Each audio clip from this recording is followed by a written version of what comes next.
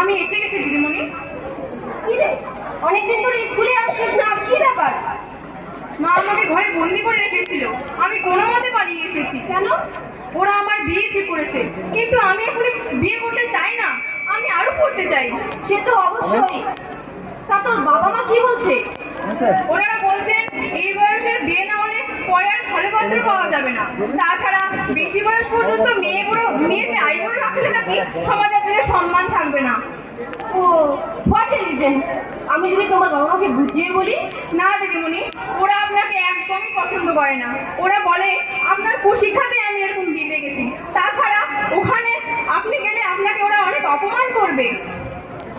ও, তাহলে আমি এক কাজ করি, এখানকার ভিডিও শান্তি দিয়ে আমার পরিচিত, আমাকে খুব ভালোবাসেন। আমি তাহলে তাকে একটা ফোন করি, উনি আর আমি গেলে হয়তো তোমার সমস্যাটার সমাধান করতে পারবো।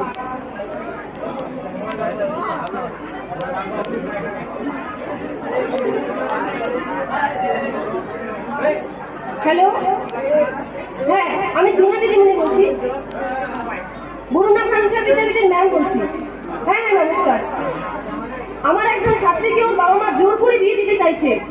হ্যাঁ, নাবালিকা। আপনি আর আমি গিয়ে যদি ওর বাবা মাকে এই বিষয়ের আইনি দিকটা একটু ভালো করে বুঝিয়ে দিই। ধন্যবাদ ধন্যবাদ, অনেক ধন্যবাদ। উনি কি বললেন? উনি বললেন উনি এক্ষুনি আসছেন, উনি এলেই আমরা তোমাদের বাড়ি যাবো। তাহলে আমি আরো করতে পারবো, খুব মজা হবে না দিদিমণি? হ্যাঁ, মেয়েরা তো করতেই চায় না। তুমি যে সমাজের বিরুদ্ধে পড়াশোনার জন্য এই লড়াইটা করছো, তার জন্য আমার যে কি আনন্দ হচ্ছে আমি তোমাকে বলে বোঝাতে পারবো না। আমার বিশ্বাস তুমি অনেক বড় হবে। আপনার মতো স্কুলের দিদিমণি হতে পারবো? আমার মতো নয়, তুমি ওই ভিডিও দিদিমণির মতো হবে। আর তোমার মতো যারা পড়তে চেয়েও পড়তে পারছে না, সামাজিক এবং পারিবারিক সম্মানের নামে তাদের অল্প বয়সে বিয়ে দেওয়া হচ্ছে, তুমি তাদের পাশে দাঁড়াবে। এই দেখো, পড়াশোনা করার জন্য আর বিয়ে না করতে যাওয়ার জন্য স্কুল থেকে আমাকে মেডেল দিয়েছে।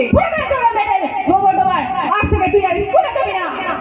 মা, তুমি তো বলেছিলে তুমি আর কোনোদিন আমাকে স্কুলে যেতে বারণ করবে না। বলেছিলে, কিন্তু আজ ফিরিয়ে দিচ্ছি।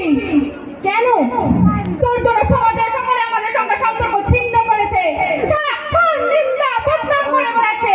এভাবে কি সমাজের মানুষের লেখাপড়া যায়? তাহলে আমার পড়াশোনা কি হবে? বলে যা তোর এই পড়াশোনা, এই মাসে আমি তোর বিয়ে দিয়ে দেবো। আর পাশে আমি এর মতো সুখে থাকার চেষ্টা কর। না, আমি কোনো মতেই এখন বিয়ে করবো না, আমি আরো করবো।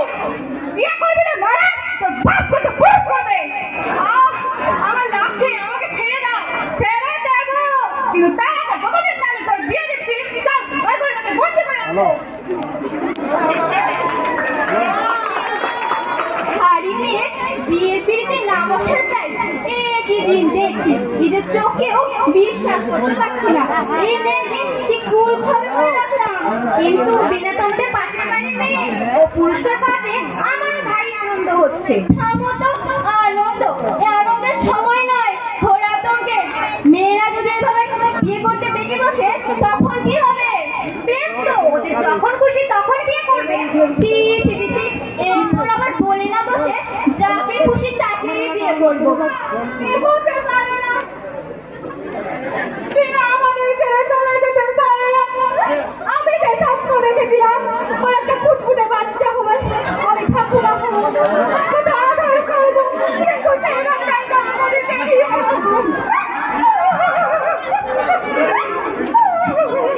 কেঁদে কি লাভ বিনার মা? যা হবার তা তো হয়েই গেছে। তুমি চুপ করো, তোমাদের জন্য আমার মেয়েদের প্রাণ হারালো। আমাদের জন্য প্রাণ হারালো বলি, নিজের কপালের দোষ সেটা কোথায় গেল? তা না, দোষ আমাদের ঘরে চাপাতে চাইছো? বিনার মা খুব একটা মিথ্যে বলছে না সতীদি। স্কুলে দিদিমণির কথা শুনে তখন যদি বিনার বিয়েটা না দেওয়া হতো, হয়তো আজ এটাই দেখতে হতো না। থামো তো বলি, আর কারো অল্প বয়সে মেয়ের বিয়ে হয়নি? কই, তারা তো বাচ্চা জন্ম থেকে সটকে যায়নি। ওই অভাবে ওই ছিল কপালে, বুঝলে? সে আমার যা ভালো হয়েছে, তোমরা এখন যাও তো, আমাকে একটু একলা থাকতে দাও তো দেখি। একা থাকবে মানে? বলি আমরা এমনি এমনি আসেনি, আমাদের গুরুমা পাঠিয়েছেন। গুরুমার আদেশ, তোমার প্রায়শ্চিত্ত প্রয়োজন। প্রায়শ্চিত্ত করতে হবে মানে? মানে তুমি 14 পেরিয়ে মেয়ের বিয়ে দিয়েছিলে, তাছাড়া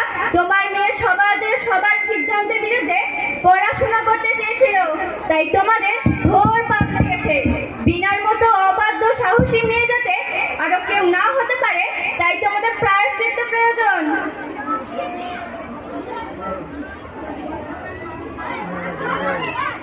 সত্যি অরুণবাদী, আপনার মেয়ের জন্য আমরা আজ গর্বিত। কি আপনি কাঁদছেন কেন? ওই মেয়ে বিনা কাল রাতে সন্তান জন্ম দিতে গিয়ে মারা গেছে। সে কি? স্নেহাদির মুখে শুনলাম ও মা বাড়ি থেকে পড়াশোনা করছে। ও নিজে স্নেহাদিকে চিঠিতে লিখেছিল সেই কথা। আমরাই ওকে জোর করে চিঠি লিখিয়ে দিয়েছিলাম যাতে ওর বিয়ে দিয়ে দিচ্ছি এই কথা স্নেহাদি যদি না জানতে পারে তাহলে তিনি এই বিয়ে হতে দিতেন না। কিন্তু আমরা যে এত করে আপনাকে বোঝালাম এই বয়সে মেয়ের বিয়ে দিবেন না, আপনি আমাদের কথাও দিলেন, তারপর এমন কি হলো? আমি তো চাই